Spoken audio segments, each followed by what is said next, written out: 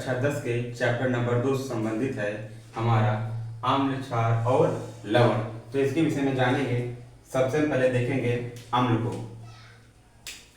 तो अम्ल शब्द जो है ये लैटिन भाषा के एसिडस से मिलकर बना हुआ है।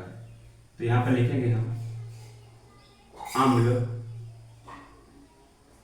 अम्ल शब्द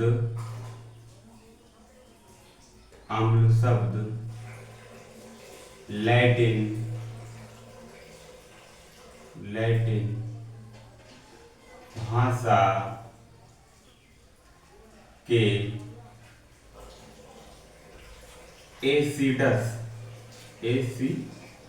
भाषा के एसिडस से मिलकर बना हुआ है। क्लियर? मिलकर बना हुआ है। अम्ल शब्द लैटिन भाषा के एसिडस से मिलकर बना हुआ है, जिसका मतलब होता है खट्टापन। जिसका मतलब क्या होता है? खट्टापन। यहां पर लिखेंगे जिसका मतलब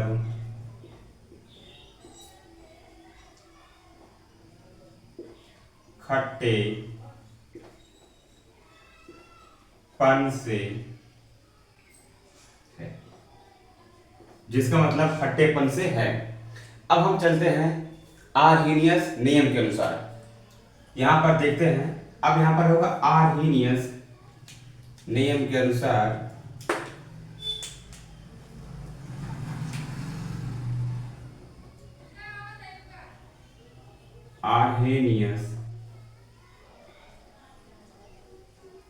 आर्हेनियस के अनुसार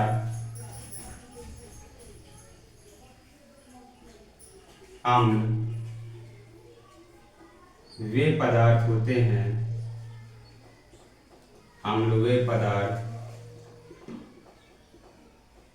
हैं जो जल में घुल कर H+ यानी हाइड्रोजन आयन देते हैं। H+ आयन देते हैं। तो एक बार फिर से इसके डेफिनेशन देखेंगे। तो अम्ल शब्द लैटिन भाषा के एसिडस से मिलकर बना हुआ है। अम्ल शब्द लैटिन भाषा के एसिडस से मिलकर बना हुआ है। एसिडस का मतलब होता है खट्टापन। एसिडस का मतलब क्या होता है? खट्टापन। अब आर्हेनियस के अनुसार क्या है? आर्हेनियस के अनुसार अम्ल वैसे पदार्थ होते हैं जो जल में घुलकर हाइड्रोजन प्लस आयन देते हैं। उसे क्या बोलते हैं? हम अम्ल बोलते हैं। जैसे यहाँ पर हम कोई पदार्थ ले रहे हैं, HCl ले रहे हैं। यहाँ पर एक पदार्थ हम क्या ले रहे हैं? HCl। और हम किसमें घोल रहे हैं? H2O, पानी में। जब हम HCl अम्ल को, HCl पदार्थ हमारा, जब HCl इस पदार्थ को हम पानी में घोलेंगे, जब इसका जलीय विलयन बनाएंगे, तो ये क्या होगा? ये H+ और Cl- में क्या होगा? ये टूट जाएगा, वियोजित हो जाएगा। तो हमको मिलेगा क्या? हमको मिलेगा H+। तो जैसे ही H+ मिल गया तो ये विलयन कैसा बन गया? ये अम्लीय विलयन बन गया। तो आर्हेनियस के अनुसार अम्ल वे पदार्थ होते हैं जो जल में घुलकर H+ आयन देते हैं। यानी जो HCl है जल में घुलकर कौन सा आयन दे रहा है? H+ आयन दे रहा है। इसलिए क्या कहलाएगा? अम्ल कहलाएगा। अब यहां पर अम्ल दो प्रकार के होते हैं।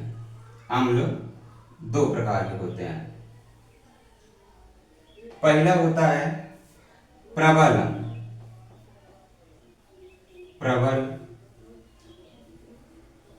अम्ल, और दूसरा होता है हमारा दुर्बल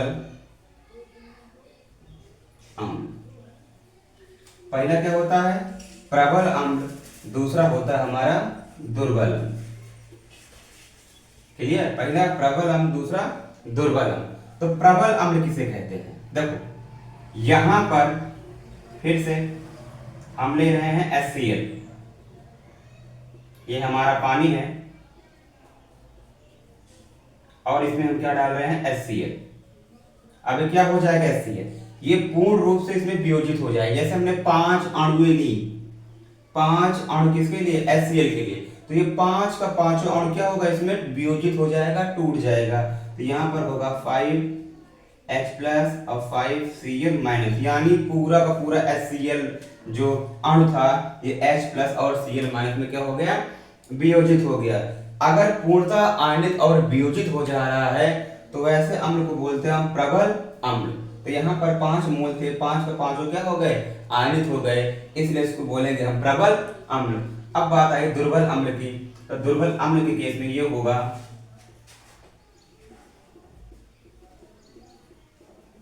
यहाँ पर H2O, उसमें डालेंगे हम एसिटिक एसिड, सिरका, COOH। जैसे हमने इसका 5 अणु लिए सिरका का हमने कितने अणु लिए, 5 अणु लिए। तो जैसे इसका जलीय विलयन बनाएंगे हम, तो यहाँ पर 3 मोल या 4 मोल या 2 मोल, तो ये क्या होगा, ये आंशिक रूप से वियोजित होगा। ये क्या होगा, आंशिक रूप से वियोजित होगा, ये पूर्णतः वियोजित नहीं होगा। अगर ये पूर्णतः वियोजित होकर H प्लस आयन नहीं दे रहा है तो ये क्या कहलाएगा, हमारा दुर्बल अम्ल। क्लियर, ये क्या कहलाएगा, हमारा दुर्बल अम्ल। यहाँ पर 5 अणु मिली थी और यहाँ पर हम सपोज कर रहे हैं कितने अणु से वियोजित हो रहे हैं, 3 अणु, बाकी बच रहे हैं कितने अणु, 2 अणु, यानी पूर्णतः वियोजित ये आयनित नहीं हो रहा है, इसलिए इसको क्या बोलेंगे, हम दुर्बल अम्ल कहेंगे। आई क्वेश्चन में। अब हमारा नेक्स्ट है, तो क्षार में हम देखते हैं, क्षार अरबी शब्द एल्काली से लिया गया है। क्षार अरबी शब्द एल्काली से लिया गया है, जिसका अर्थ होता है राख या भस्म। क्षार अरबी शब्द एल्कली से लिया गया है, जिसका अर्थ क्या होता है, राख या भस्म। अब हम देखेंगे आर्हेनियस के अनुसार क्या होता है क्षार, तो देखेंगे यहाँ पर हम, तो आर्हेनियस के अनुसार, आर्हेनियस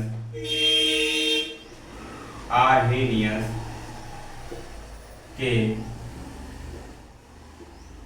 अनुसार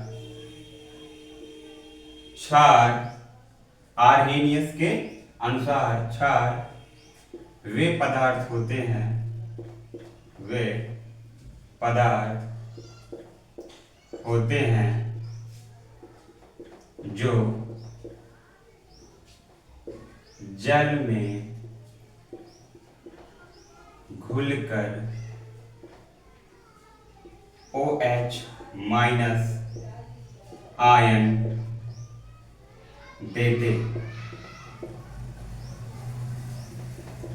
तो आर्हेनियस के अनुसार क्षार वे पदार्थ होते हैं जो जल में घुलकर OH माइनस आयन देते हैं, उसे हम क्या बोलते हैं, क्षार बोलते हैं। जैसे यहाँ पर कोई पानी है हमारा, यहाँ पर क्या है हमारा, यहाँ पर पानी है, अब पानी में हम डाल रहे हैं कोई एक क्षार जिसका नाम है सोडियम हाइड्रोक्साइड। तो ये जैसे इसको हम पानी में डालेंगे तो ये क्या होगा, ये आयनित हो जाएगा Na प्लस और OH माइनस के रूप में, Na प्लस और OH माइनस के रूप में। तो यहाँ पर हमको क्या, कौन सा आयन मिल रहा है, OH माइनस, यहाँ पर हमको कौन सा आयन मिल रहा है, OH माइनस, इसलिए इसको क्या बोलेंगे, हम क्षार बोलेंगे। ये जल में वियोजित होकर कौन सा आयन दे रहा है, OH माइनस, इसलिए इसको क्या बोलेंगे, हम क्षार बोलेंगे। और कॉमन सी पहचान है, जिस किसी यौगिक में लास्ट में OH होता है और इसमें H हो अकेले, जिसमें H हो उसे अम्ल कहेंगे और जिसमें OH हो उसे क्या बोलेंगे, हम क्षार कहेंगे। ये भी कितने टाइप्स का होता है, ये 2 टाइप्स का होता है, एक होता है प्रबल और दूसरा होता है दुर्बल। पहला इसमें क्या है, प्रबल क्षार और दूसरा है दुर्बल क्षार।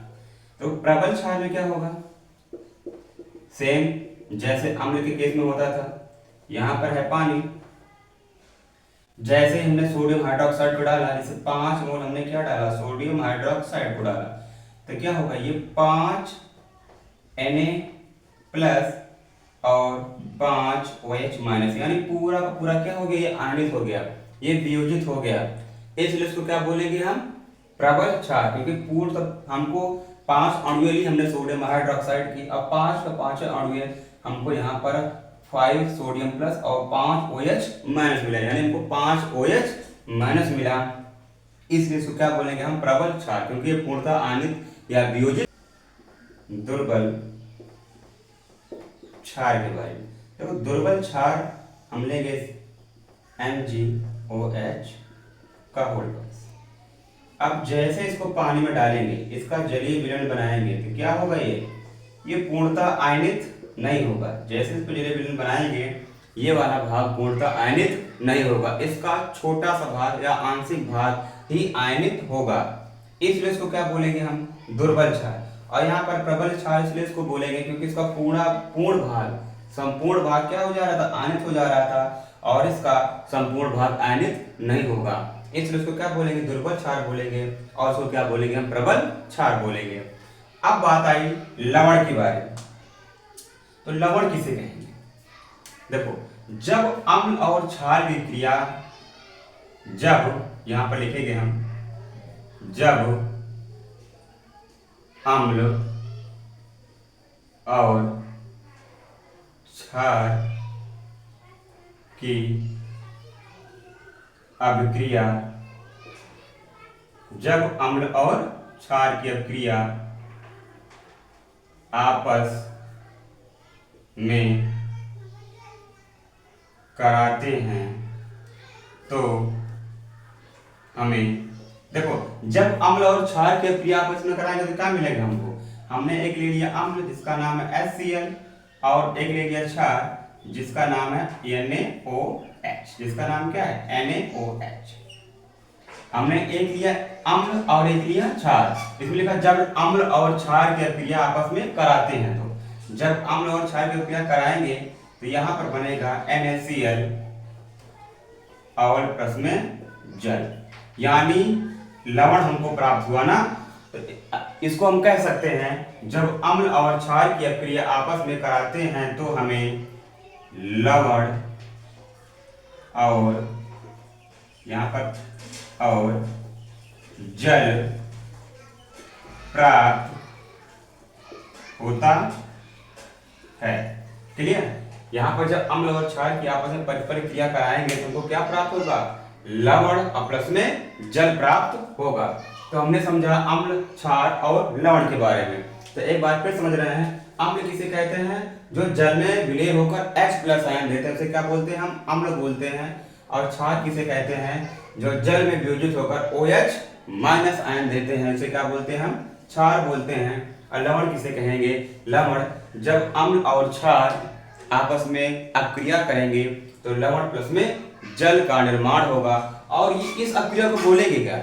इस अपक्रिया को बोलेंगे हम उदासीनीकरण अपक्रिया, क्योंकि यहाँ पर प्रोडक्ट हमारा क्या बन रहा है? वाटर बन रहा है, इसलिए इसको बोलेंगे हम उदासीनीकरण अपक्रिया।